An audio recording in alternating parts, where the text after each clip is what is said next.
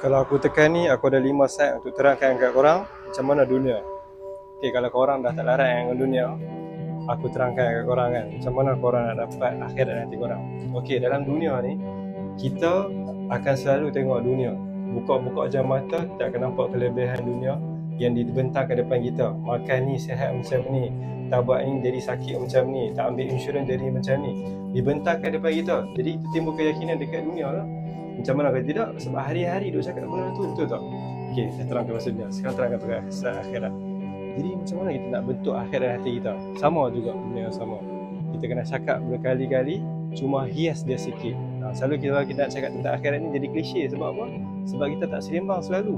Kita nak sembang tentang akhirat, orang akan rasa kita ni alim. Sedangkan benda agama ni kena cakap hari-hari. Sebab benda ni lah yang kita akan hadap. Hari ni orang nak ajak kita pergi solat, kita rasa segan. Sebab apa?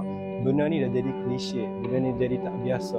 Sedangkan riba, benda-benda lain jadi biasa sebab orang hias benda tu. Dia cakap bunga, dia cakap interest, dia jadi hias benda tu jadi cantik supaya kita rasa nak cakap benda tu jadi sonok. Jadi sama juga dengan iman, kita kena hias. Kita lah orang Islam kena hias benda ni. Kalau bukan orang Islam, siapa lah yang nak hias kan? Adakah orang bukan Islam? Memang tak lah kan? Jadi kita lah orang Islam kena berusaha cakap pasal iman, cakap pasal akhirat hari-hari sampai benda ni jadi biasa. Mula dengan siapa? Mula dengan saya.